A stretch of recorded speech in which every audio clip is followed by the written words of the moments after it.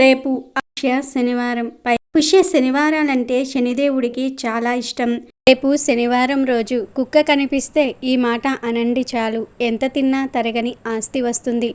శనిదేవుడి అనుగ్రహం కలుగుతుంది. మీకు ఉన్న కష్టాలన్నీ కూడా తొలగిపోతాయి, సమస్యలన్నీ పోతాయి, బాధలన్నీ పోతాయి, ఐశ్వర్యాలు సిద్ధిస్తాయి, దరిద్రం మొత్తం పోతుంది, అదృష్టం మిమ్మల్ని వరిస్తుంది, మీలో ఉన్న చెడు నెగిటివ్ ఎనర్జీ అంతా పోతుంది. చాలామంది కుక్కల్ని పెంచుకుంటూ ఉంటారు, కొంతమంది కుక్కలు పెంచరు. వీధుల్లో చాలా కుక్కలు తిరుగుతూ ఉంటాయి. వీధి కుక్కల్లో కొన్ని కుక్కలు మంచిగా ఉంటాయి, ఇంకొన్ని కుక్కలు మంచిగా ఉండవు, దారుణంగా ఉంటాయి. అందరినీ చూసి అరవటము కరవటము వంటి పనులు చేస్తాయి. నిజానికి కుక్కలు ఎవరిని ఏమీ అనవు. మనం వాటిని కదపకుండా ఉంటే అవి కూడా మనల్ని కదపవు. కానీ కొన్ని కుక్కలు మాత్రం మనం ఏమీ అనకపోయినా సరే మన మీదకు ఎగబడతాయి. అలాంటి కుక్కలకు దూరంగా ఉంటేనే మంచిది. ఇవి కాకుండా కొన్ని వీధి కుక్కలు చాలా మంచిగా ఉంటాయి. అంటే ఆ వీధిలో ఉన్న మనుషులతో ఫ్రెండ్లీగా ఉంటాయి. అంటే వీధుల్లో నివసించే మనుషులతో ఫ్రెండ్లీగా ఉంటుంది. కొత్తవారు ఎవరైనా వస్తే వారిని చూసి అరుస్తూ ఉంటుంది, కానీ ఎవరినీ కరువవు. ఇలాంటి మంచి కుక్కలకు రోజు ఒక ముద్ద అన్నం వేస్తే చాలు, చాలా పుణ్యం వస్తుంది. ప్రత్యేకించి శనివారం రోజు ఇలాంటి వీధి కుక్కలు కనిపిస్తే ఈ మాట అనండి చాలు, ఎన్నటికీ తరగని ఆస్తి వస్తుంది, కష్టాలు పోతాయి, శనిదేవుడి అనుగ్రహం కలుగుతుంది. ఎందుకంటే శనిదేవుడికి కుక్కలంటే చాలా ఇష్టం. కుక్కలను లేదా ఇతర మూగ జీవాలను అనవసరంగా హింసిస్తే శనిదేవుడి ఆగ్రహానికి గురి అవుతారు. అంతేకాదు కుక్క కాలభైరవుడి వాహనం గనుక శనివారం రోజు కుక్క కనిపిస్తే ఈ మాట అనండి.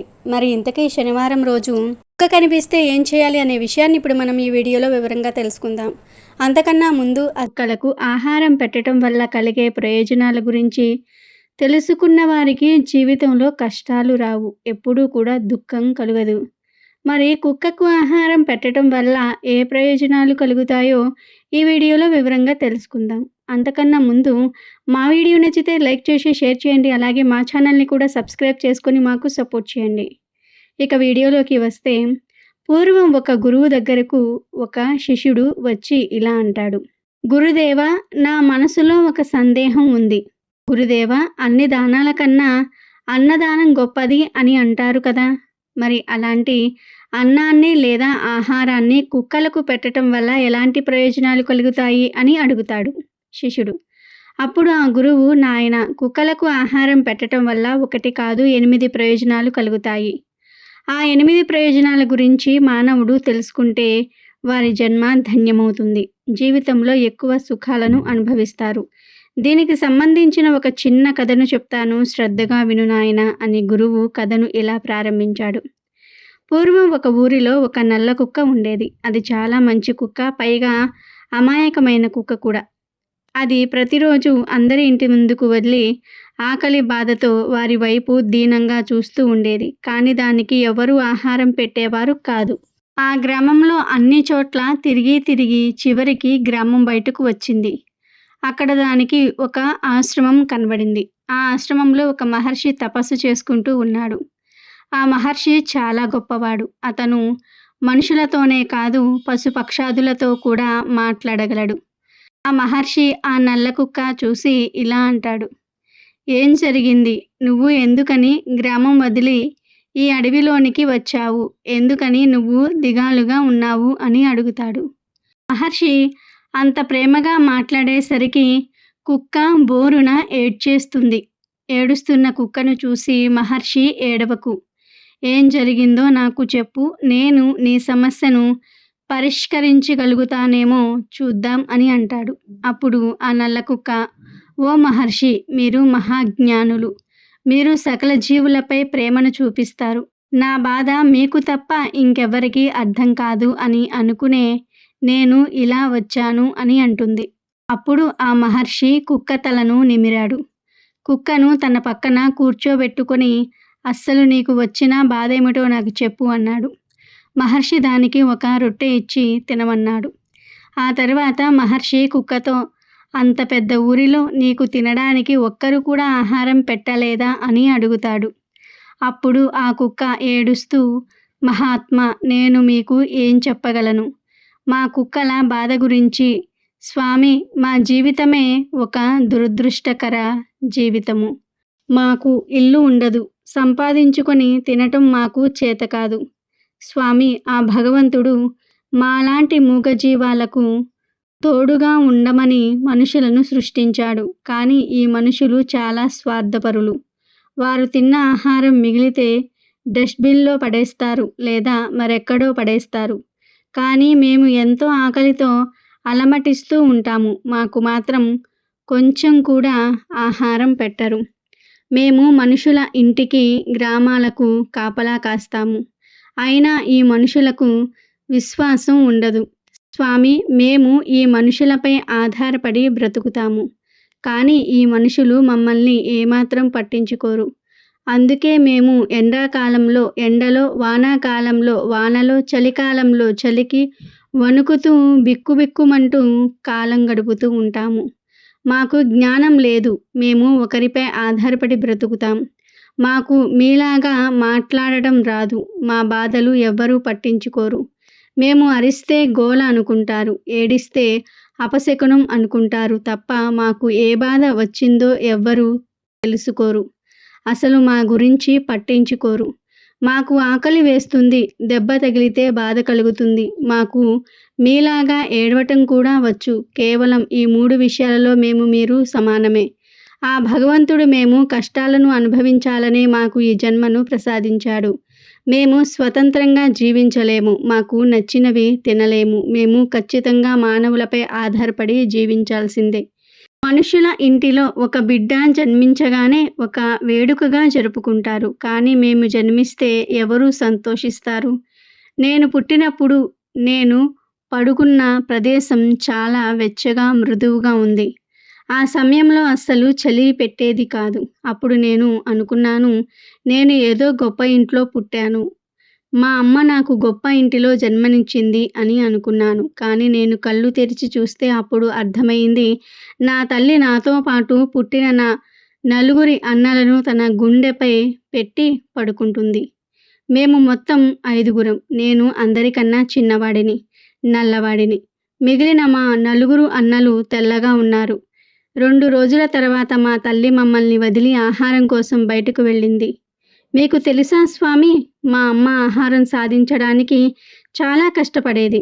ఒక్కోసారి ఆహారం దొరికేది, ఒక్కోసారి ఆహారం దొరికేది కాదు. మా అమ్మ చక్కగా ఆహారం తింటే మా అమ్మకు బలం వస్తుంది. దానితో మాకు కడుపు నిండా పాలు ఇచ్చేది. కానీ స్వామి, మా అమ్మకు ఆహారం దొరకటం చాలా కష్టంగా మారింది. అందులోనూ నేను పుట్టింది వర్షాకాలం. వానలు ఎక్కువ పడటంతో మేము ఉన్న చోటుకు బాగా నీరు వచ్చేసింది. మా అమ్మ మమ్మల్ని వదిలి బయటికి వెళ్ళలేకపోయింది. దాంతో మాకు 2 రోజులు ఆహారం లేదు. ఆహారం లేక చలికి వణుకుతూ మా అన్నలు 3 చనిపోయారు. మా అన్నలు చనిపోవటంతో మా అమ్మ చాలా ఏడ్చింది. కానీ ఎవ్వరూ మా బాధను పట్టించుకోలేదు. ఇక చివరిగా నేను, మా చిన్న అన్న, అమ్మ మిగిలాము. మేము చాలా బాధపడ్డాము. ఎందుకని భగవంతుడు మాకు ఇన్ని పరీక్షలు పెడుతున్నాడు అని.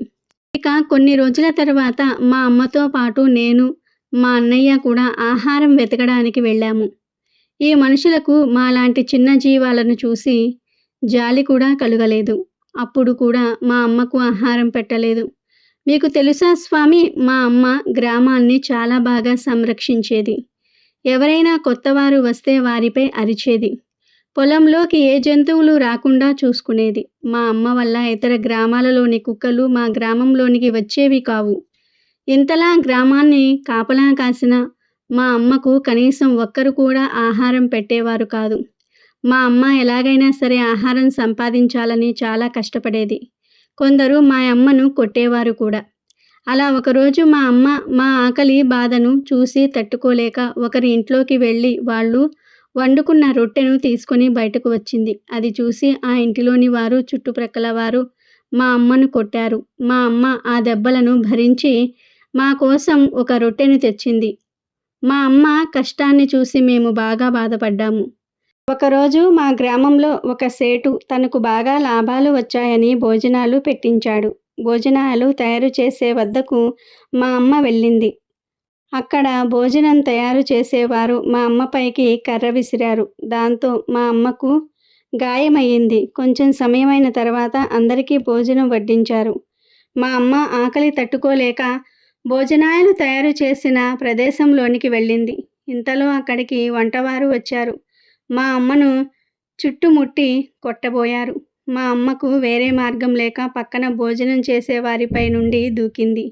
దాంతో అందరూ తినే ప్రదేశం నుంచి లేచి, కుక్క తిన్న ఆహారం మేము తినము, కుక్క మాపై నుండి దూకింది, మేము ఈ ఆహారం తినము అని అన్నారు.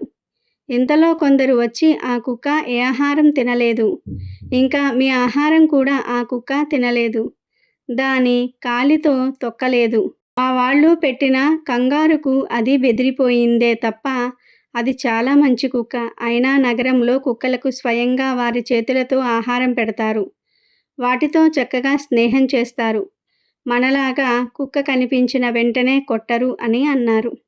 కానీ గ్రామంలో కొందరు మాత్రం మాకు ఈ ఆహారం వద్దు అని చెప్పి వెళ్ళిపోయారు. దాంతో చాలా ఆహారం వృధా అయిపోయింది. అప్పుడు మా అమ్మ తరపున మాట్లాడిన వారు ఆ సేటు వద్దకు వచ్చి, పోనీలేండి, వారు తినకపోతే ఏమయ్యింది, మన గ్రామంలో చాలామంది పేదవారు ఉన్నారు, వారికి ఆహారం పెడతాం, మీరు బాధపడకండి అని చెప్పి ఆ సేటు తయారు చేసిన ఆహారాన్ని పేదవారికి పంచిపెట్టారు. అయితే ఒక వ్యక్తి మా అమ్మను చూసి జాలిపడి ఆ ఆహారం పెట్టాడు. మా అమ్మ చాలా రోజుల తర్వాత మంచి ఆహారం తిన్నది. ఇంతలో సాయంత్రమైంది. మా అమ్మ అలసిపోయి నిద్రిస్తుంది. అప్పుడు ఆ సేటు ఒక కర్రను తెచ్చి మా అమ్మను కొట్టటం మొదలుపెట్టాడు. మా అమ్మ అరుపులకు గ్రామంలోని వారంతా కూడా వచ్చారు. అలా మూగజీవాలను హింసించటం తప్పు. అయినా మీ ఆహారం ఏమీ వృధా అవ్వలేదు సేటుగారు. ఇప్పుడు ఎందుకని ఈ మూగజీవాన్ని మీరు బాధపెడుతూ ఉన్నారు అని అడిగారు. అయినా ఆ సేటు మాట వినకుండా మా అమ్మను కొట్టాడు. అప్పుడు ఒక వ్యక్తి, మీరు ఇలానే ఈ కుక్కను కొడితే పోలీసులు వచ్చి మిమ్మల్ని అరెస్ట్ చేస్తారు, మీ ఇంటికి మీరు వెళ్తారా లేదా పోలీసులకు ఫోన్ చేయమంటారా అని అంటాడు. దాంతో ఆ సేటు వెళ్ళిపోయాడు. మా అమ్మ కుంటుకుంటూ మా వద్దకు వచ్చి జరిగిందంతా కూడా చెప్పింది. అప్పుడు మేము అనుకున్నాము, మేము ఏ జన్మలో ఏ పాపం చేశామో, కనీసం మాకు తినడానికి తిండి కూడా దొరకటం లేదు అని బాధపడ్డాము. మళ్ళీ ఇలాగే ఒక సంఘటన జరిగింది. ఒక సాధువు తీర్థయాత్రలు చేస్తూ మా గ్రామంలోనికి వచ్చి ఒక చెట్టు క్రింద కూర్చొని రొట్టెలు తయారు చేసుకుంటున్నాడు. ఆ రొట్టెల వాసనకు మా అమ్మ అక్కడికి వెళ్ళింది. అయితే మా అమ్మ అక్కడికి వెళ్ళి సమయానికి ఆ సాధువు అక్కడ లేడు. చుట్టూ చూసింది మా అమ్మ. ఎవరూ కనిపించకపోయేసరికి మా అమ్మ అక్కడ ఉన్న రొట్టెలను తినబోతూ ఉంది. ఇంతలో సాధువు వచ్చాడు. అయ్యో నా ఆహారం అని గట్టిగా అరిచాడు. సాధు అరుపులకు కొంతమంది జనం వచ్చారు. ఏమైంది అని అడిగారు. అప్పుడు సాధువు, నేను 2 రోజుల నుండి ఉపవాసం ఉన్నాను. ఈరోజు ఆహారం తిందాం అనుకుంటే ఈ కుక్క వచ్చి నా ఆహారం తినేసింది. నేను మంచి నీరును తెచ్చుకోవడానికి పక్కకు వెళ్ళాను. అయినా ఇందులో నాది కూడా తప్పు ఉంది. ఆహారాన్ని ఇలా వదిలివేయకుండా ఒక పాత్రలో పెట్టి ఉంచాల్సింది అని సాధువు బాధపడ్డాడు. అప్పుడు ఆ వ్యక్తులు, ఇందులో మీ తప్పేమీ లేదు. ఇలాగే మొన్న కూడా సేటుగారి భోజనాలను పాడు చేసింది ఈ పాడు కుక్క అని కొట్టబోయాడు. ఇంతలో సాధువు అడ్డుకున్నాడు. మా అమ్మ అక్కడి నుండి పారిపోయింది. మహర్షి, చూశారా మాకు ఎంత అన్యాయం జరుగుతుందో. మాకు మనుషులు ఆహారం పెట్టరు, పోనీ దొరికింది తిందాం అన్నా కూడా ఏ ఆహారం ఉండదు. కానీ అందరూ మమ్మల్ని కొట్టడానికి వచ్చేస్తారు. మేము మనుషులకు ఎన్ని విధాలుగా సహాయం చేస్తాము, అయినా ఈ మనుషులు మాపై కనీసం జాలి కూడా చూపించరు. ఆ భగవంతుడు మా జీవితాలకు ఎందుకు ఇంత కష్టాలను ఇచ్చాడో అర్థం కావటం లేదు. మా దారిని మేము వెళ్ళినా మమ్మల్ని కొడతారు. ఏంటి మా బ్రతుకులు స్వామి అని బాధతో అడుగుతుంది. అప్పుడు ఆ మహర్షి ఇలా అంటాడు, చూడు, ఇప్పుడు మీరు ఎంత బాధపడుతున్నారో, ఏ మనుషుల వల్ల అయితే మీకు ఇబ్బంది కలుగుతుందో వారికి తర్వాత జన్మలో నీ గతే పట్టవచ్చు. చెప్పలేం. ఆ భగవంతుడు ఎవరి తలరాతలో ఏమి రాశాడు. మీరు మాత్రం న్యాయంగా ఒకరిని హింసించకుండా మీ కర్తవ్యాన్ని మీరు పూర్తి చేయండి. మిగతాదంతా కూడా ఆ భగవంతుడు చూసుకుంటాడు అని ఆ కుక్కకు సర్ది చెప్పి గ్రామంలోనికి వెళ్ళమంటాడు. కథ పూర్తి చేసిన గురువు శిష్యుడితో, నాయనా, ఈ కథంతా శ్రద్ధగా విన్నావుగా. కుక్కలు మనకు ఎలా సహాయకారులుగా ఉంటాయన్నది. అయితే ఇప్పుడు కుక్కకు ఆహారం పెట్టడం వల్ల కలిగే 8 ప్రయోజనాల గురించి కూడా చెప్పుకుందాము. ఇది కూడా శ్రద్ధగా విను. అందులో మొదటిది, కుక్కకు ఆహారం పెట్టడం వల్ల మనపై ఉన్న శని ప్రభావం తగ్గుతుంది. ఎందుకంటే శని ప్రభావం మనపై ఉంటే మనకు కష్టాలు తప్పవు. కుక్కకు ఆహారం పెట్టడం వల్ల శని యొక్క చెడు ప్రభావం ఎంతో కొంత తగ్గుతుంది. ఇక రెండవది, కుక్కకు ఆహారం పెట్టడం వల్ల ఇంటిలో ఎప్పటి నుండో జరగకుండా ఆగిపోయిన శుభకార్యాలు జరుగుతాయి. వివాహం కాని వారికి వివాహం జరుగుతుంది. సంతానం కోసం ఎదురు చూసేవారికి సంతానం కలగవచ్చు. ఇక మూడవది, కుక్కలకు ఆహారం పెట్టడం వల్ల లక్ష్మీదేవి అనుగ్రహం మీపై, మీ కుటుంబంపై ఎల్లప్పుడూ ఉంటుంది. ఇక నాలుగవది, అప్పుల బాధలు ఉన్నవారు, అప్పులలో చిక్కుకుపోయిన వారు రోజు కుక్కలకు ఆహారం పెడితే చాలా త్వరగా అప్పులు తీరిపోతాయి. ఆర్థికంగా కూడా స్థిరపడతారు. ఇక ఐదవది, కుక్కలకు ఉదయం సాయంత్రం ఆహారం పెట్టడం వల్ల వ్యాపారంలో లాభాలు కలుగుతాయి. వ్యాపార అభివృద్ధి బాటలో నడుస్తుంది. ఇక ఆరవది, కుక్కలకు ఆహారం పెట్టడం వల్ల ఆయుష్ పెరుగుతుంది. ఆరోగ్య సమస్యలు ఎక్కువగా రావు. ఇక ఏడవది, కుక్కలకు ఆహారం పెట్టడం వల్ల చేయాలనుకుంటున్న పనులు విజయవంతంగా పూర్తి అవుతాయి. మన మనసులో ఎప్పుడూ మంచి ఆలోచనలే వస్తాయి. ఇక చివరిది, మూగజీవాలకు ఆహారం పెట్టడం వల్ల భగవంతుని దృష్టి మనపై పడుతుంది. ఎందుకంటే భగవంతుడికి సమస్త ప్రాణులపై దయ ఉంటుంది. కాబట్టి మూగజీవాలకు ఆహారం పెట్టిన వారిని ఆ భగవంతుడు ఎప్పుడూ కూడా రక్షిస్తూ ఉంటాడు. వారికి ఎటువంటి కష్టాలు రాకుండా చూసుకుంటాడు. అంతేకాదు, మూగజీవాలకు ఆహారం పెట్టడం వల్ల మనం తెలిసి తెలియక చేసిన కొన్ని పాపాలకు ప్రాయశ్చిత్తం కలుగుతుంది. అలాగే అమాయకమైనటువంటి కుక్కలను ఎవరైతే హింసించి బాధ పెడుతూ ఉంటారో వారు జీవితాంతం ఏదో ఒక తెలియని బాధతో చింతిస్తూనే ఉంటారు. జీవితంలో మనశ్శాంతి ఉండదు. ఎవరైతే గాయపడిన కుక్కకు సహాయం చేస్తారో, ఆపదలో ఉన్న కుక్కను కాపాడుతారో వారిపై తదాస్తు దేవతల అనుగ్రహం ఉంటుంది. కాబట్టి శిష్య, కుక్కలను ప్రేమించకపోయినా పర్వాలేదు, వాటిని చేరదీయలేకపోయినా పర్వాలేదు, కానీ వాటిని బాధ పెట్టవద్దు.